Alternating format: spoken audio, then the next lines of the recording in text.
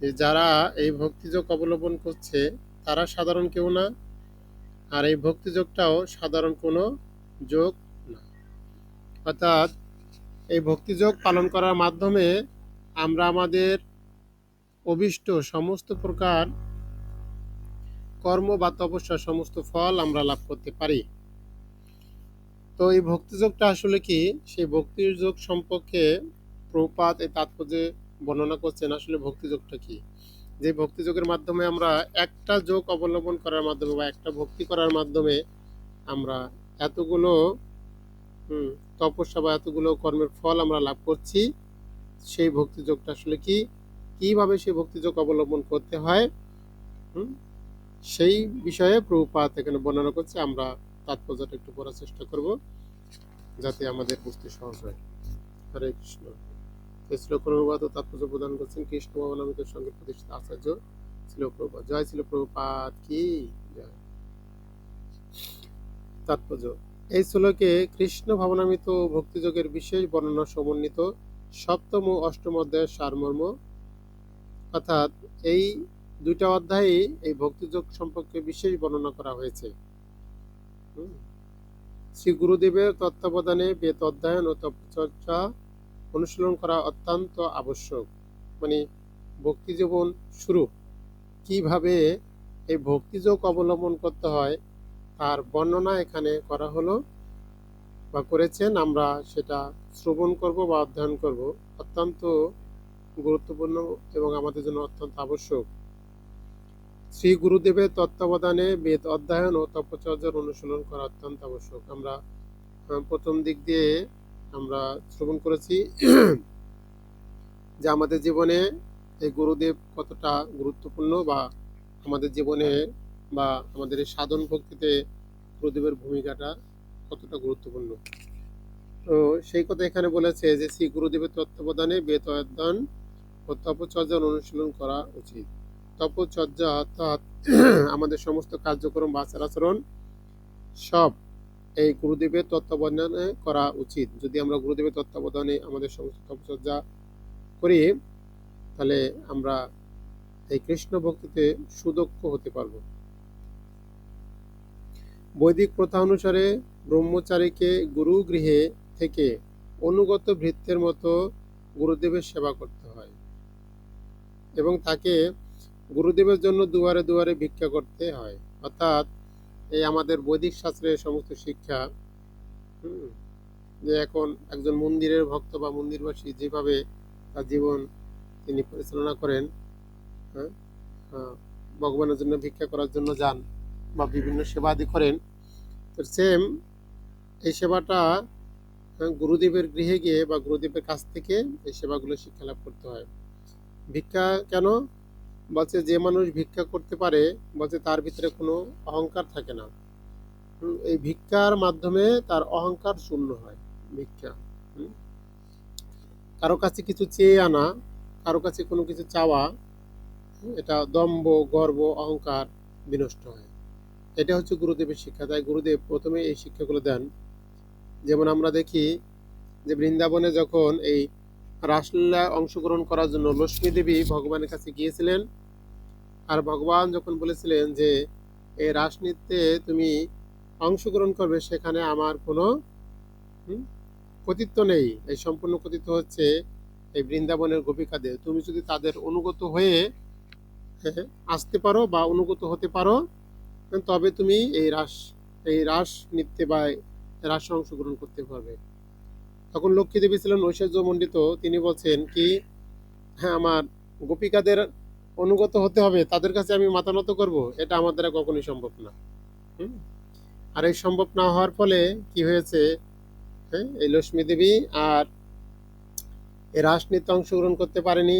কিন্তু আমরা জানি ভগবান শিবও, তিনিও এই রাসে অংশগ্রহণ করেছিলেন গোপী রূপে, গোপী ভাবে। এই জন্য ওই বৃন্দাবনে একটা মন্দির রয়েছেন, গোপেশ্বর মহাদেব। গোপেশ্বর মহাদেব, অর্থাৎ সকালে তার এই সকালে হলো তিনি শিবের মতন থাকেন, আর বিকালে গোপীভাবে তার দর্শন হয়। কিন্তু এটা নারদ মুনির কৃপাতে তিনি এই রাসলীলায় অংশগ্রহণ করছিলেন গোপীভাবে। কিন্তু লক্ষ্মী দেবী তিনি এই গোপিকাদের কাছে তিনি নিজেকে ছোট বলে মনে করছেন যে এদের কাছ থেকে এরা ছোট, তো আমি হচ্ছি নারায়ণের পত্নী, আমি কিনা এদের কাছে অনুমতি নিয়ে পারমিশন নিয়ে আমি এই রাসলীলাতে অংশগ্রহণ করব, এটা আমার দ্বারা সম্ভব না। এই জন্য তিনি অংশগ্রহণ করতে পারেন নাই, তাই তিনি এই বৃন্দাবনের বাইরে আছেন। তাই লক্ষ্মী দেবীর মন্দিরটা যেখানে আছেন এই শ্রীমন্দির, ওইটা হচ্ছিল বেলবন। এই যমুনার ওই পারে বেলবনে হচ্ছে লক্ষ্মী দেবীর মন্দির, যিনি এই বৃন্দাবনে আর প্রবেশ করতে পারেননি।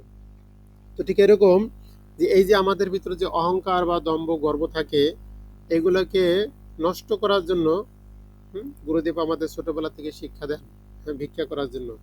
কারণ ভিক্ষুকের আবার অহংকার কিসের? ভিক্ষুক যদি অহংকার করে তাহলে তারই লস, ভিক্ষা কম পাবে। একজন ভিক্ষুক যদি অনেক সুন্দর কাপড় চুপড় পরে গিয়া বলে আমাকে ভিক্ষা দাও, দেখলে বলবে কাজ করে খেতে পারো না। আর একদম জামা কাপড় ছেঁড়া অবস্থাতে একটা ভাঙ্গা থালা নিয়ে, চুলগুলো এলোমেলো থাকবে, তিনি গিয়ে যদি বলেন আমি দরিদ্র, আমাকে ভিক্ষা দাও, তাকে কিছুটা দেওয়া হয়। এই জন্য গুরুদেব আমাদের দম্ভ গর্ব এই সমস্ত চূর্ণ করার জন্য ছোটবেলা থেকে শিক্ষা দিয়ে যে কিভাবে আমরা নিরহংকারী হয়ে এই জগতে কৃষ্ণ আরাধনা করতে পারি।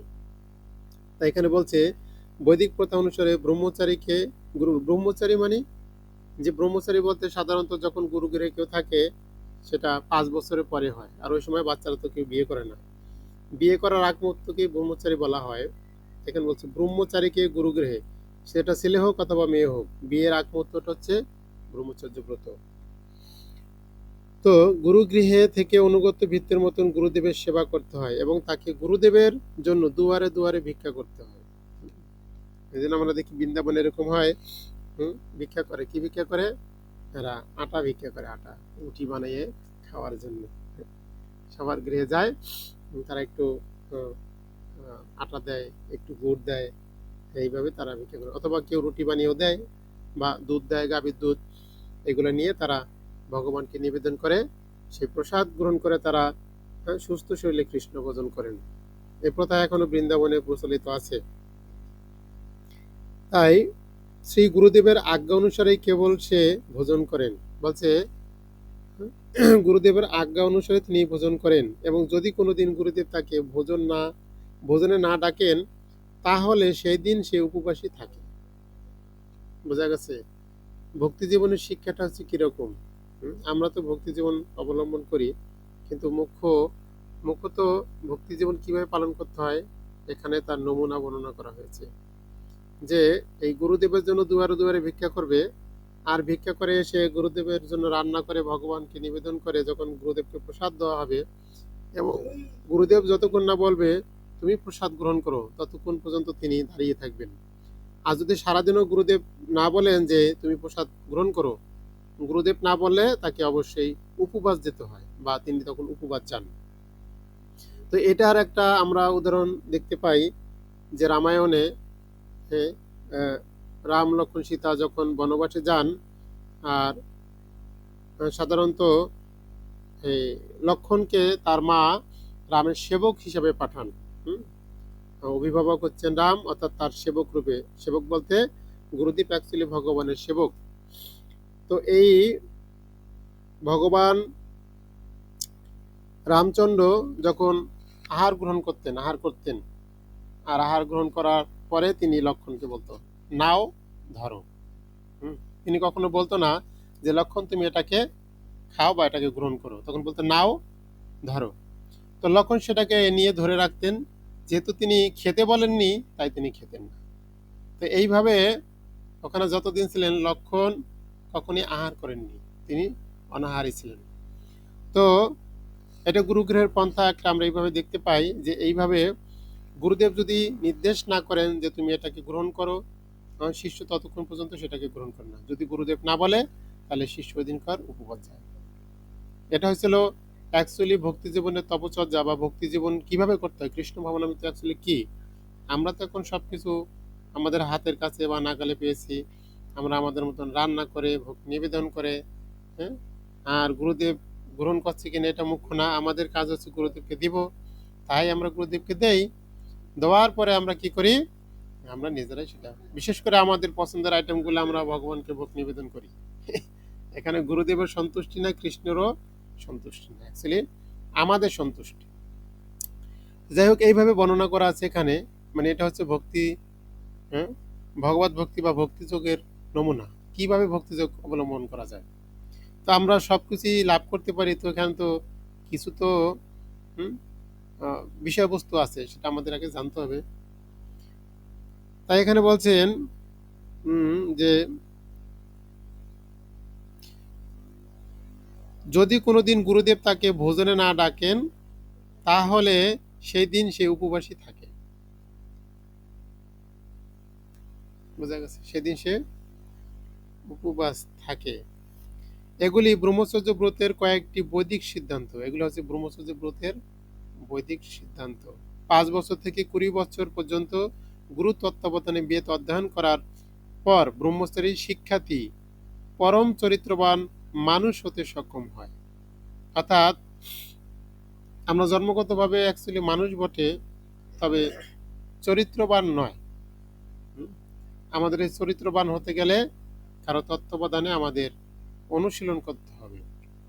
বিশেষ করে বেদ অধ্যয়ন, অর্থাৎ আধ্যাত্মিক জ্ঞান আমাদের চর্চা করতে হবে বা লাভ করতে হবে। তাই এখানে বলছে এই ব্রহ্মচর্য ব্রতের রুশটা হচ্ছে কি 5 থেকে 20 বছর।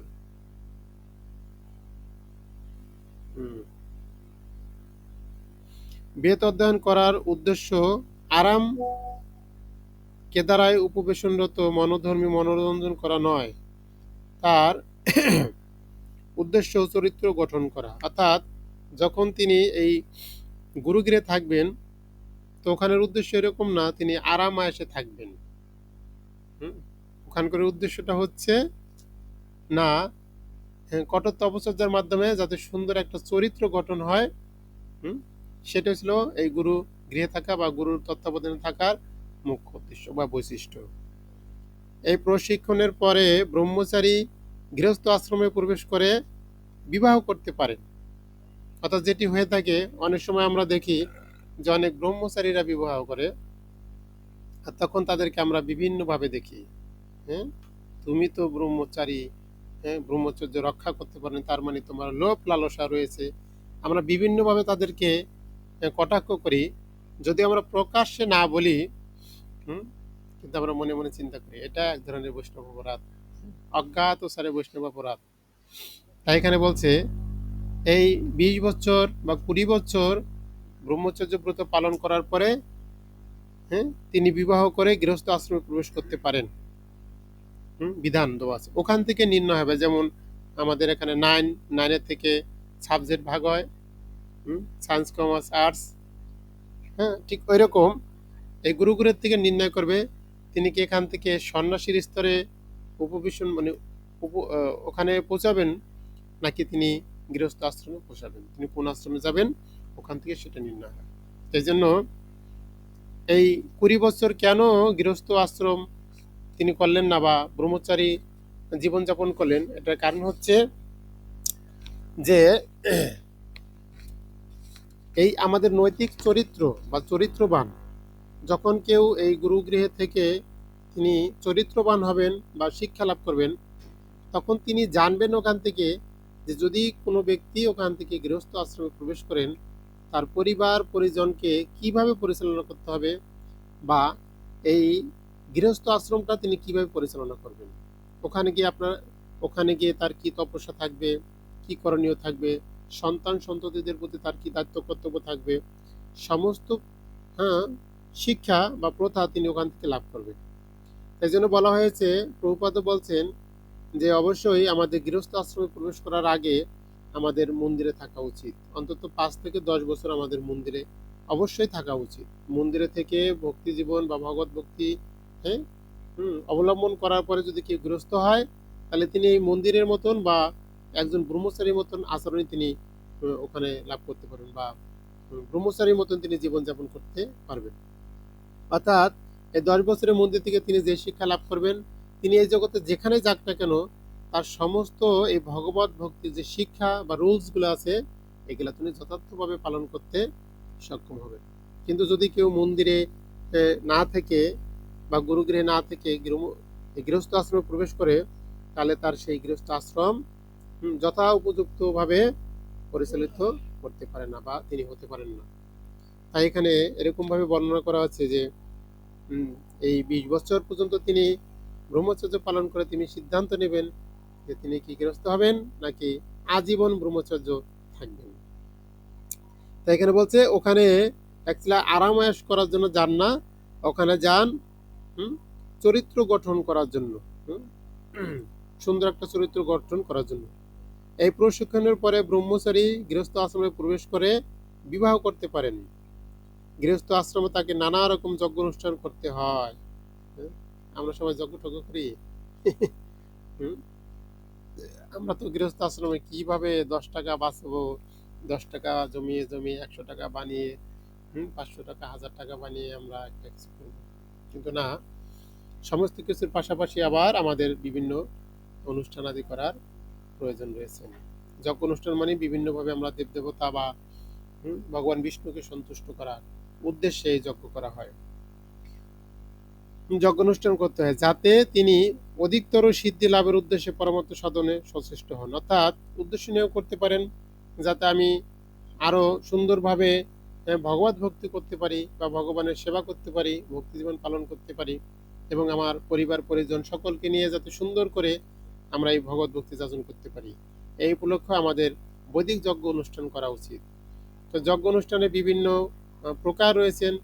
যজ্ঞ অনুষ্ঠান মানে এই না আপনাকে 50,000 টাকা খরচ করে বিভিন্ন প্রকার যজ্ঞ করতে হবে না। যজ্ঞর অগ্নিহোত্র যজ্ঞ, সাধ্যায়ন যজ্ঞ, জপযজ্ঞ, তপযজ্ঞ, বিভিন্ন প্রকার যজ্ঞ রয়েছে। যজ্ঞ মানে শুধু আগুন জ্বালিয়ে করতে হবে তা নয়। আপনারা হরে কৃষ্ণ মহামন্ত্র কীর্তন করছেন, নাম যজ্ঞ হচ্ছে, ব্যাস। কিন্তু যজ্ঞ অনুষ্ঠান করতে হবে এটাই। আপনি কয়েকজন সাধুকে ডাকলেন, ঘরে বসলো, ওরা ঘরে বসে সকলে মিলে আপনারা 1 ঘন্টা হরিনাম করলেন, জপযজ্ঞ হলো 1 ঘন্টা। এমনিতে একটা অগ্নিহোত্র যজ্ঞ করতে গেলে প্রায় 2 থেকে 2.5-3 ঘন্টা সময় লাগে। তাই সকলে মিলে যদি 1 ঘন্টা অথবা 2 ঘন্টা হরিনাম কীর্তন করা হয়, জপযজ্ঞ হলো। তবে যজ্ঞ অনুষ্ঠান করা আবশ্যক, যাতে তিনি অধিকতর সিদ্ধি লাভের উদ্দেশ্যে পরামর্শ সাধনে সচেষ্ট হন। ভগবদ গীতার বর্ণনা অনুযায়ী দেশ কাল পাত্র বিচারে এবং সত্য রজ তম গুণের পার্থক্য নির্ণয় করে যথোপযুক্তভাবে দান ধ্যান করাও তার অবশ্য কর্তব্য। এই যে গৃহস্থ আশ্রমে গেলে আপনাকে যে কি করতে হবে সেই শিক্ষাগুলো আপনি কোথায় লাভ করবেন? না, গুরু গৃহের থেকে আপনি লাভ করবেন। অর্থাৎ গৃহস্থ আশ্রমে আপনাকে গেলে আপনাকে অবশ্যই যথোপযুক্তভাবে দান ধ্যান করা অবশ্যই কর্তব্য। আপনাদেরকে দান ধ্যান করতে হবে। এটা গৃহস্থদের একটি নৈতিক দায়িত্ব দান করা। কেননা বলা হয়েছে যতগুলো মন্দির এই জগতে রয়েছে, যতগুলো ব্রহ্মচারী রয়েছে, যতগুলো মন্দিরবাসী রয়েছে, অ্যাকচুয়ালি তাদেরকে কারা ভরণ পোষণ করে বা কারা দেখাশোনা করে? এই গৃহস্থ ভক্তরাই এই সমস্ত প্রকার তাদের দ্রব্য আদি, তাদের অর্থ, তাদের ভালোবাসা, তাদের প্রচেষ্টা দিয়ে এই সমস্ত বড় বড় মন্দিরের ভক্ত ভগবানের যে বিশেষ রাজভোগের আয়োজন করা হয়, এই সমস্ত কিছুই এই গৃহস্থ ভক্তরা এই আয়োজন করে থাকেন। অ্যাকচুয়ালি এই জন্য গৃহস্থ আশ্রমের উদ্দেশ্য হচ্ছে আমাদের অবশ্যই যজ্ঞ করতে হবে, দান ধ্যান করতে হবে, কেননা যাতে এই মঠ মন্দিরগুলো খুব সুন্দরভাবে পরিচালিত হয়। আর ভক্তরা বা সাধুরা যখন এই মন্দিরে থেকে ভগবানের আরাধনা করবে সুন্দর করে, এই আরাধনা লব্ধ সেই ফল আপনারা তখন লাভ করতে পারবেন। তাই এখানে বলছেন যে দান ধ্যান করা অবশ্যই কর্তব্য। আবার এরকম করেন না দান করতে গেলে 2 টাকা অত দান। যখন আমরা গীতা প্রচারে যাই তখন বলে যে কালকে পরশুদিন গিয়েছি, ওখানে বলছে যে একটা গীতার দাম হচ্ছে 550 টাকা। তো এখন 550 টাকা একটা গীতা দিয়ে আরেকজনে বলতেছে, প্রভু এই 500 এই গীতা এটাই ঠিক আছে, কিন্তু 350 টাকার একটা গীতা। বুঝতে পারছেন? মানে ছোট একটা গীতা। তো বিষয়টা হচ্ছে এরকম, দান করা কর্তব্য বটে, কিন্তু দানটা যদি সেটা আপনি দান করছেন কিন্তু এইটা মনে না হয় যে আমি এটা দান করলাম, এটা কোনো একটা কাজে লাগবে। যেমন কি হয়, যখন আমাদের অনেক যজ্ঞ অনুষ্ঠান করা হয় তখন অনেক ছোট ছোট গামছা দেওয়া হয়, একটা ধুতি কিনতে গেলে প্রায় 1000 টাকা লাগে, তো সেখানে একটা গামছা দেয় 150 টাকার, একটা গামছা হলে একটা গামছা 5 হাত গামছা পাওয়া যায়, সেখানে 60 টাকা দিয়ে একটা গামছা দেয় এইটুকু। মানে গামছাটা যে দিচ্ছে, এটা যে আপনি দিচ্ছেন না লাগবে তাই দিচ্ছে এরকম না, এটাকে আপনি দান করছেন বা এটাকে দিচ্ছেন, এটা যেন একজনে ব্যবহার করতে পারে। হুম? আমরা অনেক সময় একজনকে 10 টাকা দান করি, না উচিত। যেমন অনেক সময় আমি বলে থাকি যে আমরা যখন নগর সংকীর্তনে যাই বা বিভিন্ন দিকে যাই, যে আমাদের চাল দেওয়া হয়, চাল নগর সংকীর্তন করলে অ্যাকচুয়ালি মহাপ্রভুর এই ভিক্ষার চালটা খুব প্রিয়, এটার ভোগ হয়। তো অনেকে চাল দেয়, একটু চাল দেয়, 1 কাপ, চায়ের কাপের 1 কাপ চাল দেওয়া হয়। তখন তাদেরকে বলি একজনকে যদি দেওয়া হয়, অন্তত একজন ব্যক্তি খেতে যতটুকু চাল লাগে, অন্তত 200 গ্রাম চাল, একটা ব্যক্তি খেতে অন্তত 200 গ্রাম চালের প্রয়োজন হয়, এই 200 গ্রাম চাল অন্তত দেওয়া উচিত। তা আমাদের দোয়ার পরিমাণটা যেন এরকম হয়, যে আমি দান করছি সেটা যেন আমার 10 টাকা না হয়। 10 টাকা দান করছি, দানটা নিয়ে যদি তার কোনো কাজে না লাগে, হ্যাঁ, তাহলে সে দান দিয়ে আমার কি হবে? এই জন্য উচিত আমাদের এরকম ভাবে আমাদের দান করা উচিত। হ্যাঁ? যেমন এই মন্দিরগুলো হচ্ছে, আপনি দান করে নাই, আমি দান করে নেই, কেউ না কেউ দান করছে, তাই মন্দিরগুলো এতগুলো সুন্দর করে ইট পাথর দিয়ে তৈরি করা হয়েছে, সুন্দর করে ভগবানের ভোগ রাখছে, কেউ না কেউ তো দান করছে। তাহলে আপনি চিন্তা করুন, আমিও যদি এখানে 10 টাকা দান করে থাকি, আমি অংশীদার ঠিক আছে, কিন্তু এই 10 টাকা আমার কোন সেবাটা লাগছে? একটা ফুলের দামও তো 10 টাকা না। কিন্তু অন্য একজনে তো দান করেছেন, তার টাইসটা, তার পাথরটা ভগবানের সামনে করা হয়েছে, তার টেবিলটা ভগবান করে দিয়েছেন, ভগবানের জন্য ব্যবহারের জন্য হয়েছে। তো এরকম আমাদের এইটুকু দান করা উচিত, যাতে পরিপূর্ণভাবে ভগবানের সেবায় বা একজন ভক্তের সেবায় সেটুকু লাগে। এইভাবে বলছে প্রভুপাদ, যে দান ধ্যান করা অবশ্যই কর্তব্য।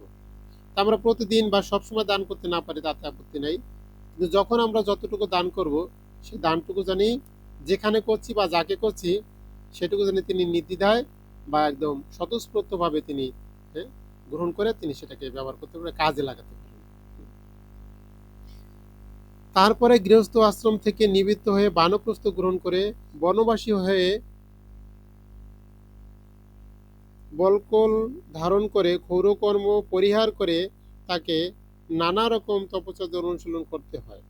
বলা হয়েছে এই ব্রহ্মচারী যে তিনি ছিলেন 20 বছর, সেখান থেকে যে তিনি গৃহস্থ আশ্রমে প্রবেশ করছেন, কিন্তু একই কাজ, সেই ব্রহ্মচর্য সারা জীবন ব্রহ্মচর্য তপস্যা আপনাকে অবলম্বন করতে হবে। তাই শ্রী চৈতন্য মহাপ্রভু নির্দেশ দিয়েছেন যে যদি কেউ 20 বছর পরে বা 25 বছর পরে গৃহস্থ আশ্রমে প্রবেশ করবে, কিন্তু তাকে 50 বছর হলে এই গৃহ পরিত্যাগ করতে হবে। যদি এই 50 বছর পরে আমি গৃহ পরিত্যাগ না করি, তাহলে সারা জীবন আমাকে গৃহ মেয়াদী হয়ে থাকতে হবে। মেয়াদী আর ব্যাধি দুটো একরকমই। গৃহ মেয়াদী আর আমাদের শরীরে যে ব্যাধি মানে রোগ, এই দুটো একই। এই জন্য শ্রী চৈতন্য মহাপ্রভুর নির্দেশ, যদি তুমি এই গৃহস্থ আশ্রমে প্রবেশ করো বা গৃহস্থ হও, গৃহস্থ হলো অসুবিধা নেই, কিন্তু তুমি 25 বছর এই গৃহস্থ আশ্রমে থাকবে, তারপরে কি করতে হবে? 50 বছরের সময় তোমাকে এই গৃহস্থ আশ্রম থেকে বেরিয়ে তোমাকে বনে গমন করতে হবে, আর ওখানে গিয়ে বিভিন্ন যোগ তপস্যা অবলম্বন করে বাকি জীবনটা কৃষ্ণ ভাবনায় কাটাতে হবে। ওখানে গিয়ে আবার ব্রহ্মচর্য পালন করতে হবে। এই ব্রহ্মচর্য পালন করে ওখান থেকে কেউ সন্ন্যাসী হতে পারে, বা অথবা 50 বছর বয়স হলে আপনি কোনো মন্দিরে যেতে পারেন, অর্থাৎ গৃহ পরিত্যাগ করতে হবে। মন্দিরে গিয়ে আবার বানপ্রস্থ গ্রহণ করে, আমাদের অনেক সন্ন্যাসী মহারাজ রয়েছেন যারা এরকম গৃহস্থ ছিলেন, সেখান থেকে তারা আবার তপস্যা করে তপচর্যা করে তারা বানপ্রস্থ গ্রহণ করে তারা সন্ন্যাস হয়েছেন। এরকম অনেক মহারাজ রয়েছেন, আপনারাও, এটা মহাপ্রভুর নির্দেশ, এইভাবে আপনারা করতে পারেন। যারা আমরা গৃহস্থ আশ্রমে রয়েছি তাদের কর্তব্য হচ্ছে যে 50 বছর বয়স পর্যন্ত এই গৃহস্থ আশ্রমে থাকা, তারপরে পুনরায় আবার এখান থেকে বেরিয়ে মুক্ত হওয়া। তা না হলে আমরা মুক্ত হয়ে ভগবানের কাছে ফিরে যেতে পারবো না। তাই এখানে বলছেন যে বনবাসী হয়ে বল্লক ধারণ করে ক্ষৌরকর্ম পরিহার করে তাকে নানা রকম তপস্যা অনুশীলন করতে হয়। এইভাবে ব্রহ্মচর্য, গৃহস্থ, বানপ্রস্থ এবং সবশেষে সন্ন্যাস আশ্রমে বিধিবিধান পালন করে জীবনের পরম সিদ্ধির স্তরে উন্নীত হতে হয়। তাদের মধ্যে কেউ কেউ স্বর্গলোকে উন্নীত হয় এবং তারপরে আরো উন্নত সাধন করার পরে পরম ব্রহ্মে নির্বিশেষ ব্রহ্মজ্যোতি অথবা বৈকুণ্ঠ লোকে বা কৃষ্ণলোকে পরম মুক্তি লাভ করেন।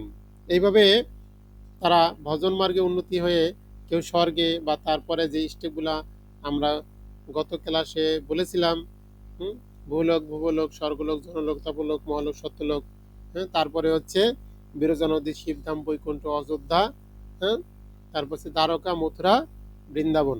এইভাবে যে কোনো একটি লোক আমরা প্রাপ্ত হতে পারি আমাদের ভজনের, হ্যাঁ, মাত্রা অনুসারে।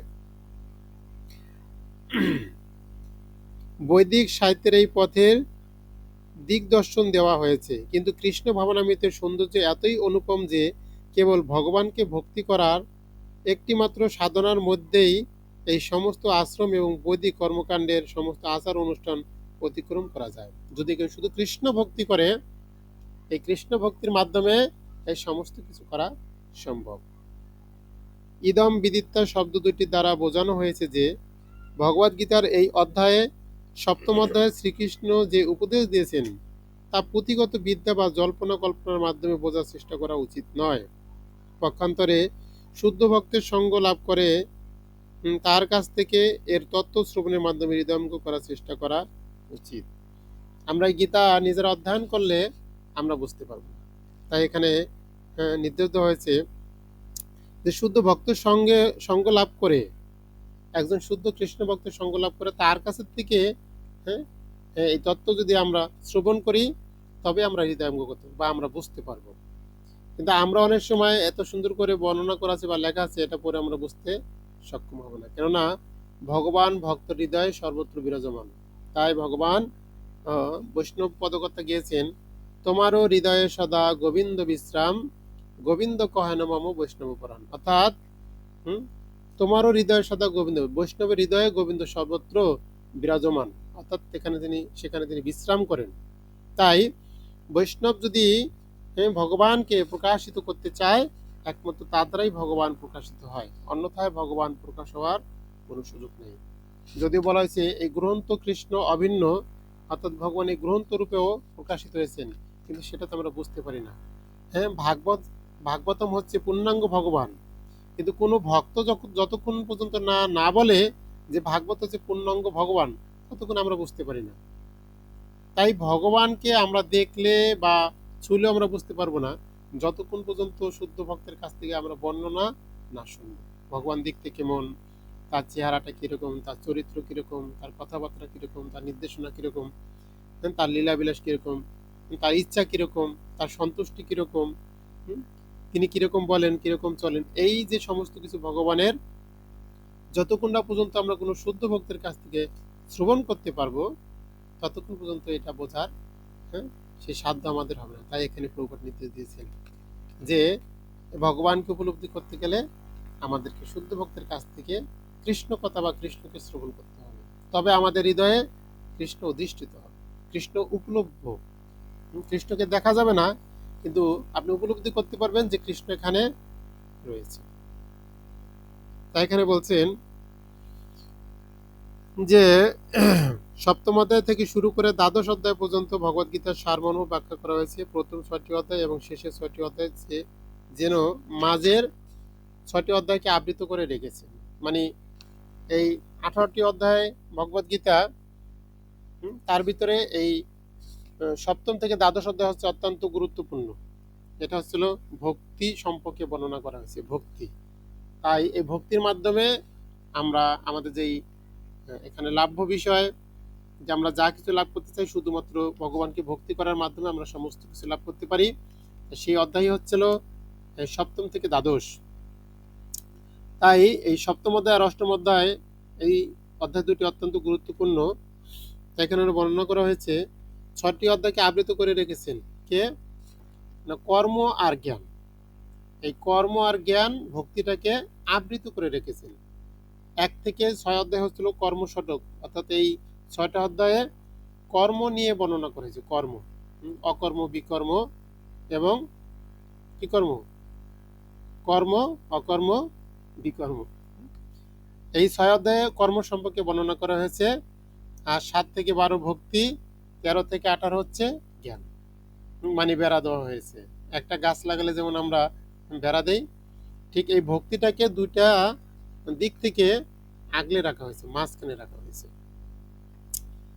সেগুলি বিশেষভাবে স্বয়ং পরমেশ্বর দ্বারা সংরক্ষিত হয়েছে। যদি কোনো ভাগ্যবান ভক্ত সঙ্গে ভগবদ্গীতার বিশেষ করে মাঝখানের এই ৬টি অধ্যায় তত্ত্ব যথার্থভাবে হৃদয়ঙ্গম করতে পারেন, তাহলে তার জীবন সমস্ত তপ, যজ্ঞ, দান, ধ্যান, মনোধর্ম আদির ঊর্ধ্বে দিব্য কীর্তির দ্বারা গৌরবান্বিত হয়। হরি বল।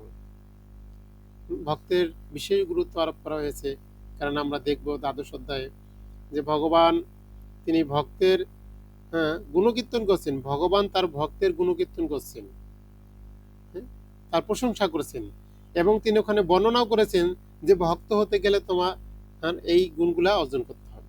একজন ভক্তের কি কি গুণ রয়েছেন বা থাকে, সেটা বর্ণনা করছেন, আবার ভক্তের গুণকীর্তন করছেন যে ভক্ত আমার কত প্রিয়। ভগবান বলছেন একজন ভক্ত আমার কত প্রিয়, সেই ভক্তের কথা এখানে বলছে যে পরমেশ্বর দ্বারা সংরক্ষিত হয়েছে। যদি কোনো ভাগ্যবান, ভগবানের সঙ্গে না, যদি কোনো ভাগ্যবান ভক্ত সঙ্গে ভগবদ গীতার বিশেষ করে মাঝখানে ৬টি অধ্যায়, ৬টি অধ্যায় কোনটা, এই সপ্তম থেকে দ্বাদশ, এই ৬টি অধ্যায় যদি তত্ত্ব, ৬টি অধ্যায় তত্ত্ব যথাযথভাবে হৃদয়ঙ্গম করতে পারেন। তত্ত্ব বলতে এই ৬টি অধ্যায় কি বর্ণনা করা হয়েছে, ভক্তি তত্ত্ব। তো ভক্তের সঙ্গে যদি আমরা এই ভক্তি তত্ত্ব সম্পর্কে আমরা জানি বা হৃদয়ঙ্গম করতে পারি, তাহলে আমাদের জীবন এই সমস্ত কিছু থেকে মুক্ত হয়ে গৌরবান্বিত হবে, বা এই সমস্ত দান ধ্যানের মনোধর্মের আদির ঊর্ধ্বে যে দিব্য কীর্তির দ্বারা আমরা গৌরবান্বিত হব। কেননা শুধুমাত্র কৃষ্ণ ভাবনার মধ্যেই তিনি এই সব রকম কর্মের সুফল অর্জন করতে পারেন। একমাত্র এই সমস্ত কিছু এই ভক্তিযোগ সাধনের মাধ্যমে আমরা লাভ করতে পারি। তাই ভগবদ্গীতার প্রতি তার কিছুমাত্র বিশ্বাস আছে, তার পক্ষে কোনো ভক্তজনের কাছ থেকে ভগবদ্গীতার শিক্ষা গ্রহণ করা উচিত। ভগবদ্গীতার প্রতি যদি কারো একটু বিশ্বাস থাকে যে না ভগবদ্গীতা এটা বলা আছে ঠিক, বা এটা সত্যি লাভ করা যেতে পারে আমরা যদি প্রচেষ্টা করি, বলছে তাকে কোনো ভক্তের কাছ থেকে ভগবদ্গীতার শিক্ষা গ্রহণ করা উচিত। অর্থাৎ যদি একটুকু শ্রদ্ধা তার থাকে বা বিশ্বাস থাকে, আমরা প্রথম দিক দিয়ে আমরা শ্রবণ করেছিলাম যে শ্রদ্ধা আর বিশ্বাস আমাদের ভক্তি জীবনের মূল চাবিকাঠি। প্রথম হচ্ছিল বিশ্বাস, তারপর হলো শ্রদ্ধা। যাকে আমি বিশ্বাস করব, বিশ্বাস করার ফলে শ্রদ্ধা আসবে, যে ভগবান যে কথা বলছে এটাকে আগে বিশ্বাস করতে হবে, এরপরে যখন ওখানে শ্রদ্ধা রাখবো, এই শ্রদ্ধার পরেই আমাদের এই ভগবত ভক্তি বা আমাদের কার্যক্রম চালু হয়। তাই এখানে বলছেন যে কারণ চতুর্থ অধ্যায়ে প্রারম্ভে স্পষ্ট ভাবে বলা হয়েছে যে ভগবদ গীতার তত্ত্বজ্ঞান কেবল ভক্তজনই উপলব্ধি করতে পারেন। বোঝা গেছে, ভক্ত না হলে এই ভগবদ গীতার তত্ত্ব কখনোই উপলব্ধি করা সম্ভব না। অবশ্যই ভগবদ গীতার জ্ঞান উপলব্ধি করতে হলে আমাদেরকে ভক্ত হতে হবে। তার মানে ভক্ত হতে হবে বলতে কিরকম ভক্ত হতে হবে, এখানে বলছে যে মহাপ্রভু বলছে যে একবার হরির নাম করে সেও তো ভক্ত, এরকম ভক্ত না। কৃষ্ণ এখানে ভক্তের গুণাবলী বর্ণনা করছে, ওই রকম ভক্ত আমাদের হতে হবে, যে ভক্ত হতে গেলে আমাদের যে গুণগুলো প্রয়োজন আমরা সেটা করব। দ্বাদশ অধ্যায়ে বর্ণনা করেছে। তো বলছে অন্য কেউ যথাযথভাবে ভগবদ্গীতার উদ্দেশ্য বুঝতে পারে না, সুতরাং মনোধর্মীদের কাছ থেকে ভগবদ্গীতার ব্যাখ্যা না শুনে কোনো কৃষ্ণ ভক্তের কাছ থেকে তা শোনা উচিত। মনোধর্মী বলতে এখানে মনোধর্মী বলতে কি বোঝানো হয়েছে, হ্যাঁ আমার মনে হয় এটাই ঠিক, আমি মনে করি এটাই ঠিক আছে, আমার মনে হয় এইটা বলা ঠিক হয় নাই, এগুলো ছিল মনোধর্মীদের কথা, অর্থাৎ নিজের মত পোষণ করা। কিন্তু এখানে নিজের মত পোষণ করলে হবে না। ওই দিন একজনে বলছেন যে আমার মনে হয়, আমি বলতেছি এটা তো আপনার মনে হয়, তা আপনার মনে হলে তো হবে না, যে আপনার যদি আপনার কথা কি আপনার পরিবারের সবাই শুনে, হ্যাঁ শুনে, শুনলো আপনার পরিবারে, বাড়ির কেউ শুনবে না। যে আপনার যে মনে হয়, আপনার মনে হলে তার সবকিছু হবে না। আপনার মনে হয় আপনি বাড়ির কাউকে একটা, আপনার বাচ্চাদেরকে যেরকম আপনি তাদেরকে কি করেন, তাকে একটা থাপড় দিলেন, এখন বাইরে রাস্তা দিয়ে যে হেঁটেছে তাকে একটা ধরে একটা থাপড় দেন, আপনার মনে হলে হবে? আপনার রাস্তা রাখবে? বলছে না। কিন্তু কৃষ্ণ যদি বলেন তাহলে ঠিক আছে। তা আমি মনে করলে হবে না, ভগবান বলছে কিনা এটা দেখতে হবে। ভগবানের কথা জগতের সবাই শুনবে, আপনার আমার কথা কেউ শুনবে না। তো সে কথা বর্ণনা করেছে যে মনোধর্মীদের কথা না শুনে তারা নিজেদের মতন করে ব্যাখ্যা করে বলবে, তাদের কথা না শুনে ভক্তদের কথা। কেন? ভক্তরা ব্যক্তিগত মত কখনোই পোষণ করেন না। তারা কৃষ্ণ যা বলেছেন নিজেরা সেটা আচরণ করেন, এবং কৃষ্ণ যা বলেছেন সেইভাবে তারা আচরণ শিক্ষা প্রদান করেন। তাই এখানে তাদের কথা বর্ণনা করা হয়েছে। হুম, এটাই হচ্ছে শ্রদ্ধার লক্ষণ। কেউ যখন কোনো ভক্তের সন্ধান করতে থাকে এবং অবশেষে ভক্তের সান্নিধ্য লাভ করতে সক্ষম হয়, তখনই তার পক্ষে যথাযথভাবে ভগবদ্গীতার অধ্যয়ন ও উপলব্ধির সার্থক প্রচেষ্টার সূচনা হয়। হরি বল। সবাই মনে মনে একজন ভক্তের, হ্যাঁ, ইয়া করছে, সন্ধান করছেন, যদি এরকম একজন ভক্ত পেতাম, তার কাছে থেকে ভগবদ্গীতার মহিমা আমরা শ্রবণ করতাম, আমরা সেটাকে ভালো করে তাহলে বুঝতে পারতাম। আর যখন এরকম তাদের সে ভক্তের সঙ্গ হয়ে যায়, তখনই তারা সেটা লাভ করতে পারে, বা সেই সূচনা তাদের ভিতরে শুরু হয়ে যায়। সাধু সঙ্গের প্রভাবে ভগবত সেবায় প্রবৃত্তি জন্মায়। সাধু সঙ্গ, নাম সংকীর্তন, হ্যাঁ, সাধু সঙ্গের প্রভাবে ভগবত সেবায়, ভগবানের প্রতি যে আমাদের সেবা পরায়ণ আমরা হই, এটা সাধু সঙ্গের প্রভাবে হয়। আমরা সাধু সঙ্গের প্রভাব ছাড়া কখনোই ভগবানের প্রতি সেবা বৃত্তি লাভ করতে পারি না। ভগবানের সেবা করতে গেলে সাধু সঙ্গ বাধ্যতামূলক, করতেই হবে। সাধু সঙ্গ সর্বশাস্ত্রে কয়, লবমাত্র সাধু সঙ্গ সর্ব সিদ্ধ হয়। আর 5টা অঙ্গ কি কি? সাধু সঙ্গ, নাম সংকীর্তন, ভাগবত শ্রবণ, মথুরায় বাস, শ্রদ্ধায় শ্রীমূর্তি সেবন। এই 5টা হচ্ছে ভক্তির অঙ্গ। সেই 5টা ভক্তির অঙ্গের প্রধান এবং মুখ্য এবং প্রথমটি হচ্ছে সাধু সঙ্গ। যে সাধু সঙ্গের কথা এখানে বলছেন, সাধু সঙ্গের প্রভাবেই ভগবত সেবার প্রবৃত্তি জন্মায়। ভগবানের সেবার প্রতি আমার মন একনিষ্ঠ হবে, তা না হলে কখনোই সম্ভব না। এই ভগবত সেবার ফলে শ্রীকৃষ্ণের নাম, রূপ, লীলা, পরিকর আদি হৃদয়ে স্ফুরিত হয়। তখন না এই ভগবত সেবার যে প্রবৃত্তি জন্মায়, সেখান থেকে ভগবানের শ্রী নাম, ভগবানের নামের প্রতি রুচি জন্মাবে। তার রূপ, ভগবানের রূপ আমরা আমাদের চোখে বা হৃদয়ে আমরা ছাপ করতে পারবো, বা ভগবানের রূপ দর্শন করার জন্য আমরা ব্যাকুল হব।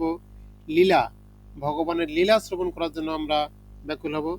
পরিকর মানে পার্শ্বদগণ আদি হৃদয়ে স্ফুরিত হয়, এবং এই সকল বিষয়ে সমস্ত সংশয় সম্পূর্ণরূপে দূর হয়। এইভাবে সমস্ত সংশয় দূর হলে অধ্যয়নে মনোনিবেশ হয়। তখন ভগবদ গীতা অধ্যয়ন করে আস্বাদন করা যায় এবং কৃষ্ণ ভাবনার প্রতি অনুরাগ ও ভাবের উদয় হয়। অধ্যয়ন বলতে এইভাবে এই গীতা ভাগবত পড়ার প্রতি আমাদের রুচি জন্মাবে। আরো উন্নত স্তরে শ্রীকৃষ্ণের প্রতি পূর্ণ প্রেমানুরাগের উদয় হয়। এই পরম সিদ্ধির স্তরে ভক্ত চিদাকাশে অবস্থিত শ্রীকৃষ্ণের নাম গোলক বৃন্দাবনে প্রবিষ্ট হয়। হরি বল। যে গোলক বৃন্দাবনের সর্বোচ্চ লোক আমরা শ্রবণ করেছি, একদম পাতাল লোক থেকে শ্রীকৃষ্ণ ধাম গোলক বৃন্দাবন পর্যন্ত। আপনাদের মনে আছে? লেখা আছে তো সবগুলা? এগুলা লিখে রাখতে হবে। তো সেখানে তিনি চিন্ময় শাশ্বত আনন্দ লাভ করেন। অর্থাৎ এই ভগবত ভক্তির মাধ্যমে একদম এই গোলক বৃন্দাবন ধাম পর্যন্ত আমরা যেতে পারি। তো এইটুকু লাভ হয় শুধুমাত্র, এই সমস্ত কিছু লাভ হবে শুধুমাত্র ভগবত ভক্তি, অর্থাৎ ভগবানকে ভক্তি করার মাধ্যমে। আর আমরা যে ভগবানকে ভক্তি করব, সেই ভক্তিটা কোথা থেকে আসবে? না, সাধু সঙ্গর মাধ্যমে আমাদের এই ভগবত ভক্তি আসবে। সাধু সঙ্গ আমাদের মুখ্যত সাধু সঙ্গ এবং ভক্তদের কাছ থেকে শ্রবণ, এটি আমাদের জন্য অত্যন্ত আবশ্যক।